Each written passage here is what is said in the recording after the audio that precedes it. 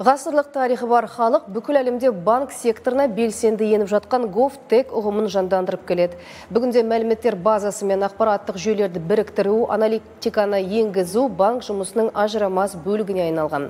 GovTech-тің қызмет көрсетуді жақсартудағы рөлін банк өкілдері елордада өткен Digital Bridge халықаралық технологиялық форумда баяндады.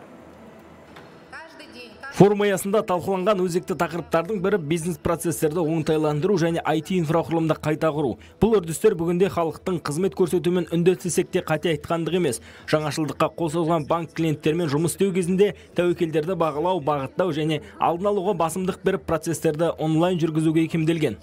Понимание вероятности дефолта по каждому клиенту. Біздегі ақпараттық мүмкіндіктер әрбір клиент бойынша дефолт ықтималдығын түсініп, дұрыс шешім қабылдауға мүмкіндік береді. Бұл процестің 84% заманауи технологияны қолдана отырып жүзеге асады. Қазір клиентпен сөйлеспей, клиент көрмей онлайн режимде шешім шығарылады. 84% бұл өте жоғары көрсеткіш. Бұл біздің несие портфеліміздің драйвері болып табылады. Соңғы 3 жылда көрсеткіш 3 есе өсті. Барлық технологиялар бізге осындай нәтижелерге жетуге мүмкіндік береді. Жиында жетекші халықаралық сарапшылар GovTech дамуындағы трендтерді талқылады. Сонымен қатар тараптар арасындағы әріптестікті ынталандыру, әртүрлі елдерде мемлекеттік қызметтер көрсету салаларына инновацияларды енгізуге қалай ықпал ететінін айтып берді. Еліміздің мемлекеттік секторын цифрландыруда халықтың қызметін белсенді бағалауға болады. Біздің табысқа жетуімізге ықпал ететін негізгі факторлардың бірі мемлекеттік секторды цифрландырумен байланысты. Біздің қосымшамызда 51 мемлекеттік қызмет бар екенін мақтан тұтамыз. Біз электрондық үкіметтен кейінгі мемлекеттік қызметтерге арналған екінші ірі платформамыз. Жыл басынан бері біз өз клиенттерімізге 2,9 миллионнан астам мемлекеттік қызмет көрсеттік.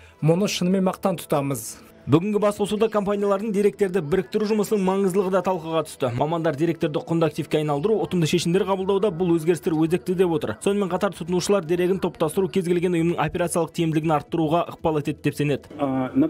Ол үшін өте нақты процесстерді құру қажет. Мұндай өңдеу құралдарын қолдану бізге қандай пайда әкеледі? Бұл ақпаратты оқшаулап, одан кейін параллель әртүрлі процесстерді іске асырады. Нәтижелерді салыстырып, қаржылық көрсеткіштерді есептеу, жоспарлау жүргізіледі. Осы жоспарлардың мақсаттарына сай әрекет етеміз. Мұның бәрі саладағы эффектілерді өлшеу процесінің қалай құрылғанына байланысты.